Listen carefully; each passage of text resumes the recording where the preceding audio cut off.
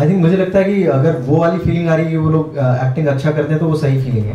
और उसने नशे में बोला कि सब ठीक है, चक्की खराब नहीं होनी चाहिए। जो अपना आई थिंक वो कोर्ट सीन था, कोर्ट सीन में वो अपने लॉयर को एड्रेस करते हैं एंड उसको बोलते हैं you are a cover up artist.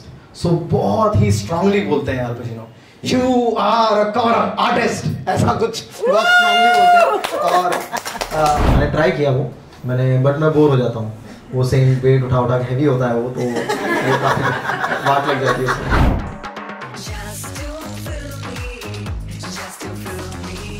Jitu, welcome to the huddle. Thank you so much. हमारा जो कॉन्सेप्ट है इसके थ्रू आज के दिन हमारे जो लिसनर्स हैं फीवर एफएम के, they get to ask you questions. Let's go to Raghav. Raghav, you are here, how are you? Will pass your mic.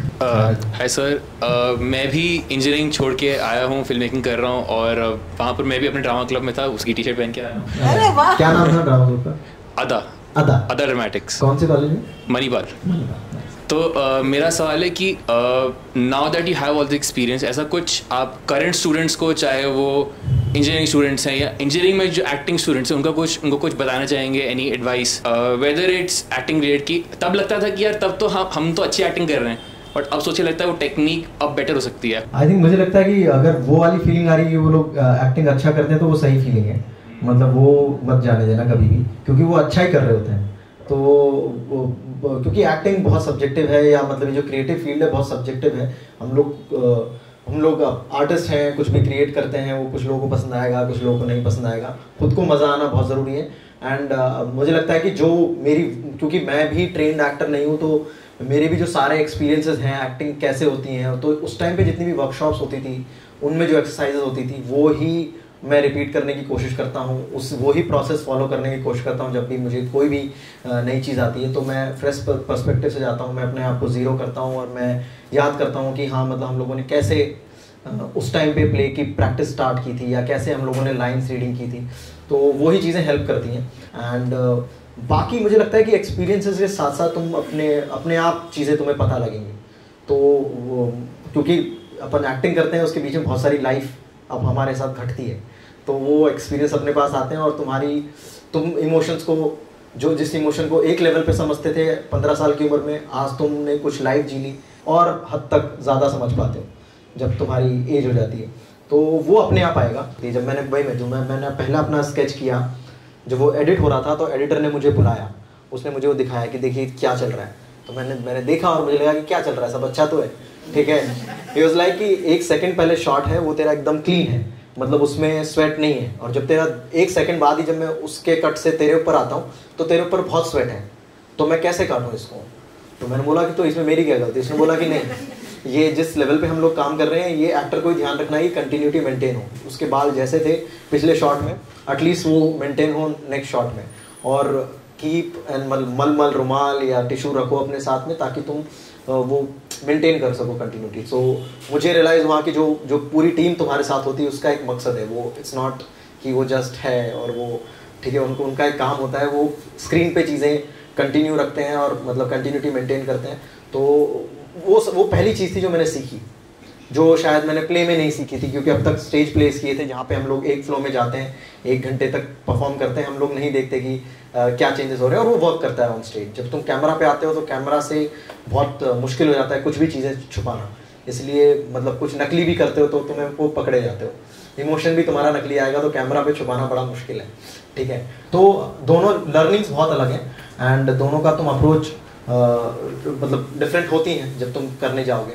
तो मैं यही बोलना चाहूँगा। आई थिंक काफ़ी लंबा हो गया for engineering. No, but we loved it, right? Master class in acting by Jeetu, only for the ones at the huddle. That's so sweet. Our next question is from Jannat. Are you here? Hi Jannat, how are you doing? Hi. Hi Jannat. So my question was, what was the most surprising or funny thing that you discovered about the village life while filming Panchayat? I think बहुत सारी funny और surprising experiences होते हैं हमारे वहाँ पे। हम लोग कुछ और सोच के जाते हैं और वहाँ पे सिचुएशन ही बदल जाती है। हमको लगता है कि हाँ चलो इस बार लास्ट सीजन हमने गर्मी में शूट किया, तो इस बार विंटर्स में या थोड़ा ठंडे मौसम में शूट करते हैं। तो वहाँ जाके पता चलता है कि बहुत ज़्यादा ठंड होती है। मतलब गाँव में ना सब चीज़ें एक्सट्रीम पे होती हैं, तो और ठंड की कुछ अलग प्रॉब्लम्स निकल के आई कि मतलब फॉग बहुत ज़्यादा होता है क्योंकि फसल होती है, खेत होते हैं, तो बहुत एक लेयर जम जाती है, एक्टर्स ही नहीं दिख रहे होते हैं, तो वो फील नहीं आ रही होती है। और ऐसा होता है कि हम लोग कई बार 2 शेड्यूल में करते हैं, तो कुछ चीज़ जैसे मैंने बताया कि कंटिन्यूटी मेंटेन नहीं होती। कुछ चीज़ें हम धूप में शूट कर चुके होते हैं, अब अगला जब हम लोग शेड्यूल शूट करने गए तो पूरा कोहरा है, अब बैठ के वेट कर रहे हैं कि कब कोहरा खत्म होगा, कब ठीक है हमारी। तो ये काफ़ी ऐसे एक्सपीरियंसेस बहुत सरप्राइजिंग होते हैं। फनी काफ़ी इस बार जैसे एक बहुत फनी चीज़ हुई, तो वही किसी का घर हम लोगों ने फाइनल किया होगा प्रोडक्शन ने जाके कि यहाँ पे शूट करेंगे, तो वो लोग एक्साइटेड थे एंड लास्ट मोमेंट पे कुछ लगा होगा कि हाँ यहाँ पे कैमरा नहीं मूव करेगा या उस तरह की प्रॉब्लम आ सकती है, तो हम एक नया घर क्रिएट करते हैं। तो ये उनको बताया नहीं होगा, ठीक से कन्वे नहीं किया होगा, तो उनके बाजू में उन्होंने एक लकड़ी से कुछ अच्छा मतलब ऐसा नया घर तैयार किया, झोपड़ी तैयार की, और उसमें हम लोग खुद शूट करने चले गए। बट समहाउ जो उनके बर्तन थे वो यूज़ कर रहे थे हम लोग, उनका चूल्हा, उनका तवा, ठीक है, तो ऐसे वो यूज़ कर रहे थे हम लोग। एंड सडनली चलते टेक में वो लेडी आई जिनका घर हमने पहले लिया हुआ था, उन्होंने सारे बर्तन अपने गुस्से से लिए और मतलब हमको गालियाँ दी हमारा घर नहीं लिया और मतलब हमारे बर्तन भी लेके चले गए चलते शॉट में। तो वो आई थिंक काफ़ी फनी हुआ, थोड़ी देर की चमका नहीं कि ये क्या हुआ, और फिर हमें पता चला कि वो उनका घर पहले लिया था।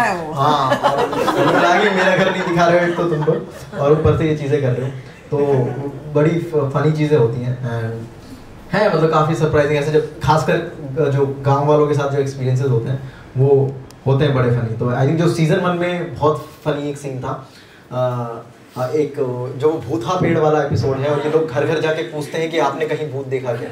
तो एक मोन्टाज सीन है जिसमें वो हर तरह के गाँव वालों से मिलते हैं और उनका एक्सपीरियंस लेते हैं कि भूथा वाला एपिसोड में मतलब भूत देखा क्या आपने। तो उसमें एक मोन्टाज है जिसमें चक्की चल रही है, आटा पीसने वाली चक्की चल रही है, और वो उससे पूछता है कि आपने भूत देखा क्या सच में, तो वो कुछ याद करके बताते हैं। तो मीनवाइल जो जिनकी चक्की थी वो आई थिंक वो काफ़ी दोपहर में काफ़ी मस्त हो रखे थे, शराब वराब पी ठीक है, और बहुत फनी टाइमिंग थी कि हम लोग हमको चाहिए थी कि वो चक्की कंटिन्यूस चले। तो अब जनरली चक्की कंटिन्यूस नहीं चलती है, थोड़ा ब्रेक मिलता है चक्की को, बट हमारा शूट 2-3 घंटे 4 घंटे तो चक्की कंटिन्यूस चल रही थी और वो गर्म होके फूक गई, ठीक है खराब हो गई। और उसकी टाइमिंग इतनी बढ़िया कि वो उस टाइम पे घुसा और उसने नशे में बोला कि सब ठीक है, चक्की खराब नहीं होनी चाहिए। Yes sir, okay sir. तो वो बड़ी फनी सिचुएशन थी, तो मुझे काफी देख के बड़ी हंसी आई कि यार ये क्या होता रहता है सेट्स पे। This is too good. Thank you so much for your question. Actually एक सवाल मेरे मन में भी आया है, if you don't mind I have to ask you. And you might agree with me कि हमारे इस इंडस्ट्री में आज 2 किस्म के एक्टर्स हैं मेरे हिसाब से. You know, actors who are, you know, probably very good actors, and there are some actors who might be good actors, but they're better gym bros. You know, so वो body बनाते हैं. जी, तो ऐसा शायद तो मौका नहीं आया है to be a gym bro. लेकिन जिम जाने के क्या विचार है? जिम का कितना असर होता है एक एक्टर की एक्टिंग में? इतना लोग एक्टर्स जिम में वक्त क्यों बिताते हैं ब्रो, बताइए हमें।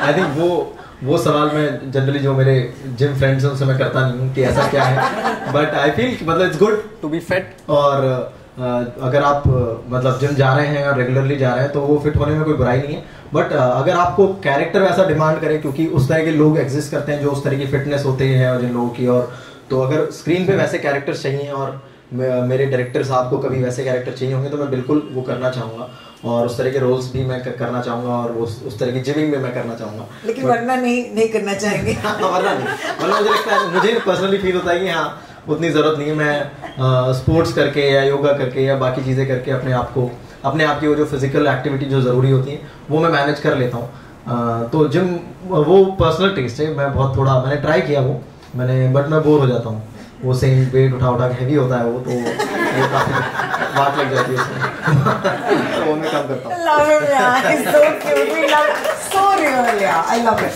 सुप्रिया, आपकी बारी। Hi Jeetu. My question to you is that you were born in Khairthal in Rajasthan. So is there like an anecdote that you can share which is very similar to what you have done in Panchayat? कई जगह उन्हें सरपंच बोला जाता है, कई जगह उन्हें प्रधान बोला जाता है। आई थिंक यूपी कल्चर में उनको प्रधान बोला जाता है, बट आई थिंक राजस्थान और एमपी के कुछ इलाके हैं जहाँ पे उनको सरपंच बोला जाता है।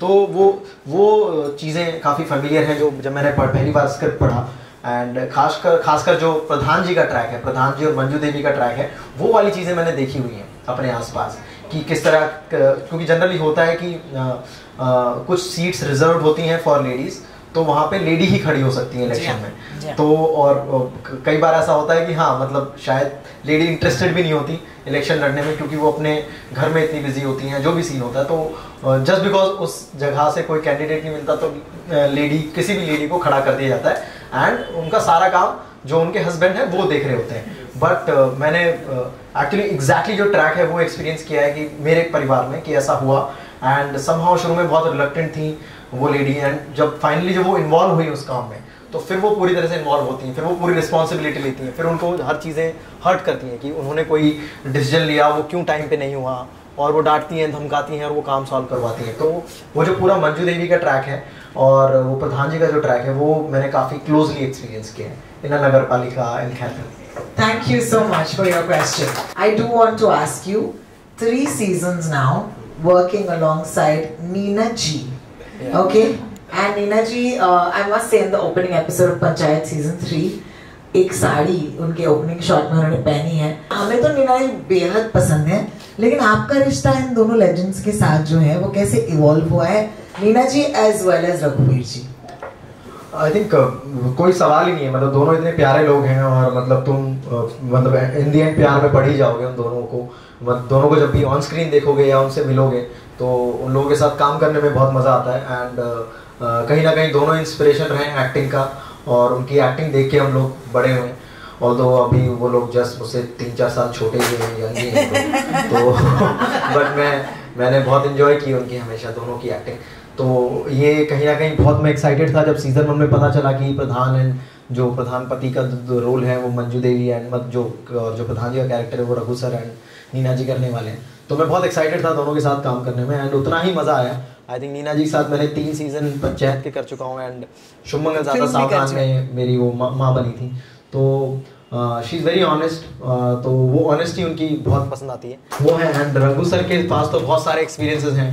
गाना बड़ा अच्छा गाते गाना वो आई थिंक गाना बहुत अच्छा गाते हैं वो। I think he is very creative musician, मतलब वो बहुत सारे इंस्ट्रूमेंट उनको बजाने आते हैं। आई थिंक हर तरह का उन्हें ज्ञान है म्यूज़िक में। वो लौकी से वो बांसुरी बना देते हैं, ठीक है, स्ट्रॉ की बांसुरी बना देते हैं, और वो रोज़ सुबह सेट पे पहले तो उनकी वैन बिल्कुल मेरे बाजू में होती थी, तो रोज़ सुबह कई बार 5-6 बजे का कॉल टाइम होता था, वो मैं थोड़ा सा लेट पहुंचता था मैं, बट सर हमेशा टाइम पे आके अपनी बांसुरी बजाना स्टार्ट कर देते थे, और वो मधुर आवाज़ से पूरा हमारा सुबह स्टार्ट होता था।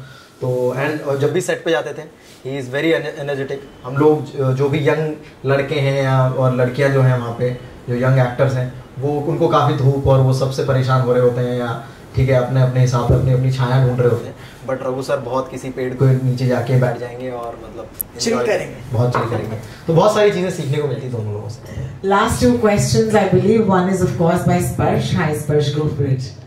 हाय स्पर्श। पिक्चर्स के सीज़न 1 के एंड में और पंचायत के फर्स्ट सीज़न के किसी एक एपिसोड में एक बहुत ही सिमिलर ब्रेकडाउन मोमेंट होता है कैरेक्टर का।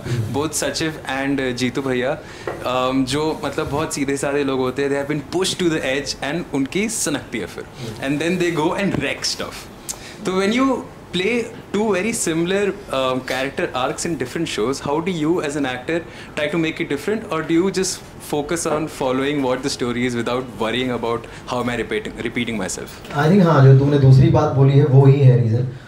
मुझे लगता है कि अगर वर्ल्ड अलग है, उसको 2 लोग अलग इमोशन के साथ पैशन के साथ बना रहे हैं, 2 अलग अलग फिल्म मेकर्स, तो मेरे लिए बहुत मैटर नहीं करता कि कुछ सिमिलैरिटीज़ हैं या मतलब कुछ कैरेक्टर भी सिमिलर है, कैरेक्टर सिमिलर दिख भी रहा है, मेरे लिए बहुत मैटर नहीं करता है। मुझे लगता है कि मेरी एज एन एक्टर वो रिस्पॉन्सिबिलिटी है कि जो भी कैरेक्टर मुझे ऑफर हो रहा है और जो मुझे अच्छा लग रहा है वो मैं फिर ईमानदारी से निभाऊँ।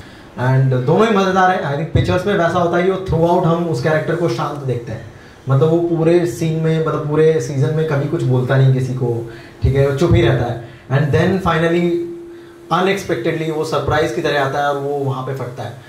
तो वो सीन करने में बड़ा मज़ा आया। एक्चुअली वो स्विच किया हम लोगों ने, समहाउ वो पहले वैसे था नहीं। अगर हम पिक्चर्स की बात करें तो एक पॉइंट है कि हम लोग वहाँ पे एक्चुअली योगी भाई के साथ वो जाते हैं, और इनफैक्ट योगी को थ्रू आउट गुस्सा ज़्यादा आता है, तो स्क्रिप्ट में लिखा भी वैसा ही हुआ था कि योगी ही जाके उन बच्चों को सबक सिखाएंगे और उनका ऑफिस तोड़ के आएंगे, उनका सेटअप तोड़ के आएंगे, तो लिखा हुआ वैसे था।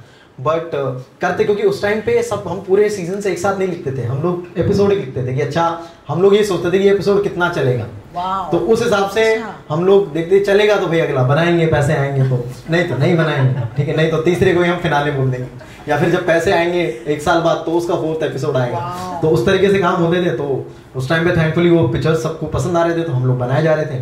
तो वहाँ पे एक थॉट आया कि सरप्राइज करते हैं और वो एलिमेंट वर्क करेगा। ऐसा डायरेक्टर को लगा, राइटर को लगा कि इसमें ऐसा दिखाते हैं कि योगी भाई ही गुस्से में है और सडनली, और लोगों को लगेगा, और शुरू में दिखाते भी हैं, मतलब जो उसमें जीतू का कैरेक्टर बोलता है कि अरे ठीक है चलना छोड़ना, होगा जो देखा जाएगा। देन वो कुछ और बोलता है और उसका फ्लिप होता है और वो पूरा ऑफिस तोड़ता है।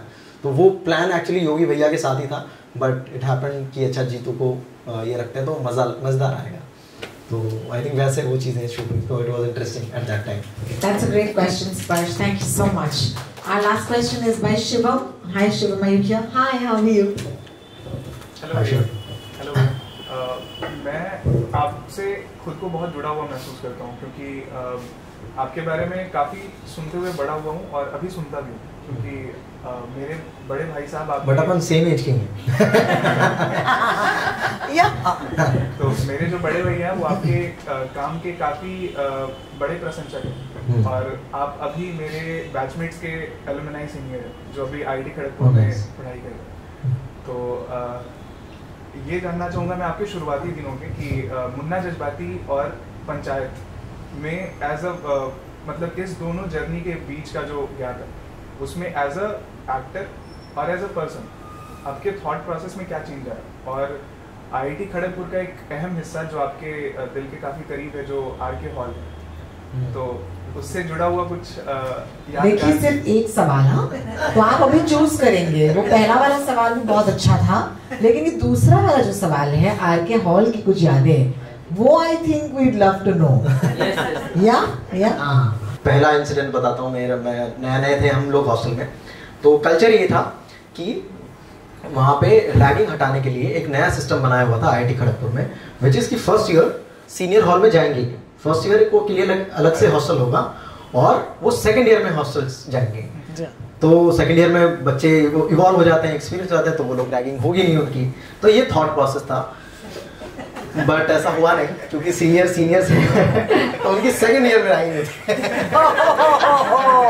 तो वो कल्चर है। आई थिंक ये पार्ट हम एडिट आउट कर सकते हैं। आई थिंक उस रैगिंग का उन्होंने ओरिएंटेशन प्रोग्राम करके नाम दिया होता है, और वो वाला प्लान होता है। बट समहाउ हमारे बैच में थोड़े ज़्यादा बच्चे थे, 100 बच्चे ज़्यादा थे, तो उन 100 बच्चों को तो 20-20 बच्चे, 30-30 बच्चे सीनियर हॉस्टल्स में चले गए। तो हम वो 20-30 लोग हैं, उन 20-30 लोगों में था जो सीनियर हॉस्टल में था फर्स्ट ईयर में। तो सीनियर्स को भी समझ में नहीं आ रहा था कि इन 30 बच्चों को करना क्या है, उनके साथ करना है कुछ या नहीं करना है, या इनको छोड़ दें फ्री। तो आई थिंक उन्होंने ये कॉल लिया कि इनको छोड़ते हैं, इनको फ्री छोड़ते हैं, बट इनको कल्चर सिखाते हैं कि यहाँ पे एक्टिविटीज़ क्या क्या होती हैं, जो कि इनोवेटिव या क्रिएटिव, इनको थोड़ा एक्सप्लोर कराते हैं कि आईआईटी में सिर्फ पढ़ाई नहीं है, उसके अलावा हॉस्टल के बहुत सारे मैनर्स हैं, तौर तरीके। तो रैगिंग का जो मेन पर्पस होता है वो एक्चुअली तौर तरीके वाला है। आईआईटी खड़गपुर में जो तरीका है वो तौर तरीके सिखाता है हॉस्टल में रहने के, और क्योंकि इंटर हॉस्टल बहुत बड़ा कंपटीशन होता है, तो उसके लिए हॉस्टल एंथू आना बहुत ज़रूरी होता है, हॉस्टल के मोटिवेशन आना बहुत ज़रूरी होता है। तो हर हॉस्टल का अलग कल्चर है, और मुझे पता नहीं है कि बाजू वाले हॉस्टल का क्या कल्चर है। इतना डिस्क्लोज होती हैं चीज़ें, और आज तक पता नहीं है कि बाजू वाले हॉस्टल में क्या कल्चर फॉलो होता है और हमारे यहाँ क्या कल्चर फॉलो होता है। तो आई थिंक मेरा पहला वीक था, और पहले वीक में बहुत सारी फ्रेशर एक्टिविटीज़ चालू हो जाती हैं।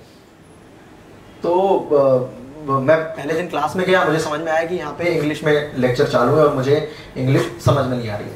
तो मैं कुछ बुकलेट्स लेके गया था जो मुझे इंग्लिश सिखाएंगी। तो मैंने डिसाइड किया कि हाँ इतने टाइम पे मैं खाना खा लूँगा, और कॉमन रूम था एक, तो कॉमन रूम में 2 टीवी लगे हुए थे, उधर आधे घंटे टीवी देखूंगा, 8:30 बजे में फ्री होके फिर मैं पढ़ने बैठूंगा। 8:30 से 9:30 सिर्फ मैं अपनी इंग्लिश इंप्रूव करूंगा। उसके बाद जो क्लास में पढ़ाया है तो वो पढ़ाई भी है। मैंने उस दिन टाइम टेबल बनाया था, ये मेरा पहला दिन है टाइम टेबल बनाने का। 1 वीक मैंने देखा, और 1 वीक 8वां दिन है मेरे कॉलेज में, हॉस्टल में। तो मैं गया, मेरा 8 से 8:30 वाला टाइम है, मैं खाना खा के बैठा, और सडनली सीनियर्स आए, सीनियर्स ने रूम लॉक किया, ठीक है। मुझे लगा कि क्या हो रहा है, और मैंने कहा यार भाई लॉक क्यों कर रहे हो, जाना है मुझे यार, मेरा इंग्लिश पढ़नी मुझे यार, वरना मैं सर्वाइव नहीं कर पाऊंगा यार इधर। तो मेरा वो एटीट्यूड था, और वो उनके हाथ में बहुत सारे स्क्रिप्ट्स थी, और सडनली उन्होंने एक स्क्रिप्ट जो भी वहाँ पे हम लोग फर्स्ट ईयर वाले 30-35 लोग थे, उन सबको एक एक पेज दे दिया और उसमें बड़ी बड़ी पुरानी फिल्मों के जो मोनोलॉग्स हैं वो थे और सारे हॉलीवुड के इंग्लिश वाले। तो मेरे को मिला और तो सबसे पहले जिस और बड़े लाइक जो सीनियर्स का जो लुक होता है, थोड़े से स्टड दिखते हैं, ठीक है, थोड़े से बॉल लगते हैं, थोड़े बड़े लगते हैं वो, तो बड़े स्टड से लग रहे थे वो। और उन्होंने ऐसे कहीं सबसे पहले पता नहीं क्यों मुझे पकड़ा और कैसे पकड़ा, ओ हीरो तू इधर आ। यार हीरो इसको क्या दिखा, एक तो इस मुझ में कि इसने मुझे हीरो बुलाया, बट ठीक है। तो मैं बहुत ऐसे ले दे के वहाँ मेरा जो वॉक था बड़ा ढीला सा, मैं पहुँचा और अल पचिनो का वो स्पीच था। मतलब मुझे कोई आइडिया नहीं था ये कौन एक्टर है, ये कौन सा स्पीच है, ये कौन सी फिल्म है। आई थिंक उनको उस फिल्म के लिए, उस मोनोलॉग के लिए ऑस्कर मिला था, ठीक है। उससे मेरा उद्घाटन हुआ था और उसने बोला कि ये पढ़ो। तो मैंने बोला कि सर मुझे इंग्लिश नहीं आती, मैंने कभी इंग्लिश में पढ़ाई नहीं की है, तो मुझे क्या लिखा हुआ है मुझे समझ में नहीं आ रहा है, कैसे बोलना है मुझे समझ में नहीं आ रहा है, तो मैंने कभी किया नहीं है, तो मुझसे मत करवाओ, किसी और को बुला लो। तो ये मैंने उनको जाके ऐसे थोड़ा पर्सनली बोला कि सर मुझे नहीं आता, किसी और को बुला लो। बोला क्यों? क्योंकि मैंने बोला कि मैंने कभी नहीं किया। तो पता नहीं उन्होंने अटपटा सा बोला कि गर्लफ्रेंड है, मैंने बोला नहीं है, तो कभी नहीं होगी। ये क्या एनालॉजी है यार अभी शादी की। लगा चलो ठीक है पढ़ते। तो मैंने बहुत घटिया से पढ़ा, तो उनको हंसी आ गई क्योंकि बहुत स्ट्रॉन्ग स्पीच है वो और बहुत ग्रेट एक्टर की एक स्पीच है। और मैंने जैसे पढ़ना शुरू हुआ तो वो थोड़ा सरकास्टिकली हंसे, तो मैंने बहुत गंदा लुक दिया उनको। मैंने बोला मैंने आपको पहले बोला कि मत पढ़ाओ और आप बोल रहे हो पढ़ने के लिए और फिर आप हंस रहे हो। तो बोला कि नहीं मैं तुझ पे नहीं हंस रहा, तू बहुत अच्छा पढ़ रहा है। वो भी शायद थोड़े से उनको भी लगा कि क्या जोन में जा रहा है। तो बोला कि तू अच्छा पढ़ रहा है, तू पढ़ ले एक बार पूरा और तू इस इवेंट के बाद मेरे रूम पे आ जा। तो मैंने पढ़ा जैसे तैसे और फिर वो मुझे रूम पे लेके उन्होंने मुझे पूरा सीन दिखाया। तो मुझे पहली बार पता चला कि ये एक्टर कौन है और इनका क्या स्पीच है। मैंने कुछ नहीं किया, मैंने रात भर सिर्फ वो देख के रटा, क्योंकि मुझे ये पता था कि कहीं ना कहीं मुझ में है थोड़े से मिमिक्री स्किल्स हैं। जो मैं कॉलेज में मतलब जो मैं कोटा में था तो मैं टीचर्स की मिमिक्री करता था। तो मुझे लगा कि मैं अगर इसको 1-2 घंटे देखूंगा तो शायद कुछ एक्सेंट आ जाएगा या तो। और फिर मैंने वो पूरा एक्सेंट में याद कर लिया, मतलब उनका एक्सेंट तक। अब जब एक इंडियन आदमी एक्सेंट बोलेगा तो वो सोच लो कि अगले दिन क्या होने वाला है जब वो कॉम्पिटिशन में गया। तो गया मैं और मतलब फुल एनर्जी से मैंने वो पूरा मोनोलॉग पढ़ा और फुल एक्सेंट में, फुल मतलब जो उनका इटालियन एक एक्सेंट आता है अल पचिनो का, वो उस एक्सेंट में मैंने वो पूरा डायलॉग पढ़ा। और वहाँ पे मतलब जो ऑडियंस थी, जो जज थी, वो आई थिंक कोई लेडी थी जो आई थिंक प्रॉफ थी, प्रॉफ लोग जज होते थे, तो आई थिंक प्रॉफ लेडी थी जो जज थी। वो मतलब अपनी टेबल से गिर के हंस के पागल हो रही थी कि ये किसको लाके खड़ा कर दिया है इंग्लिश एलोक्यूशन के लिए। और काफी ज्यादा सब लोग हंस के पागल हुए।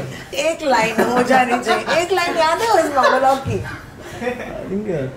I think first line is कोई नाम था जो अपने आई थिंक वो कोर्ट सीन था, कोर्ट सीन में वो अपने लॉयर को एड्रेस करते हैं एंड उसको बोलते हैं you are a cover up artist. So बहुत ही स्ट्रांगली बोलते हैं Al Pacino, you are a cover up artist, ऐसा कुछ बहुत स्ट्रांगली बोलते हैं। और जब मैंने पहली बार पढ़ रहा था तो मैं ऐसे पढ़ रहा था कि mister this you are a cover up artist. तो इसको मैं अगले दिन एक्सेंट में लेके वॉइस में कुछ चेंज करके मैंने पढ़ने की कोशिश की। तो वहाँ से मुझे हिंदी एलोकेशन में उठाया एंड हिंदी एलोकेशन में जो अपना गुरु में जो अभिषेक बच्चन का लास्ट मोनोलॉग है कोर्ट ड्रामा सीन, तो उन्होंने वो मुझे दिया क्योंकि मैंने वो कोर्ट सीन पहले कुछ एक अलग तरीके से किया। तो बोला कि ये शायद तुझ पे सूट करेगा, तो वो मैंने किया और उस दिन मैं फर्स्ट आया उस कंपटीशन में और वहाँ से फिर मैं Wow, I must say that ऐसी कहानियाँ कहते हैं ना, हम बहुत सारे इंटरव्यूज करते हैं लेकिन ये जो वक्त आपने हमें दिया है आज, it's very priceless because ये कोई इंटरव्यू से कई ज़्यादा बढ़कर है और यही फॉर्मेट है हडल का। So I do hope that as an audience you had a good time and I hope that you'd like to say thank you to Jeetu and give him a round of applause for being with us. Thank you so much. Yeah. आपको कैसे लगा huddle? Please tell us a few words. मुझे बहुत अच्छा लगा and I think बहुत interesting questions थे और वही मतलब वो बहुत पुरानी यादों में ले गए और अच्छे से मैंने आई होप कि जवाब देने की कोशिश की हो और बोर नहीं हुए हो आप लोग, आपका टाइम वेस्ट नहीं हो। But thank you so much for your time.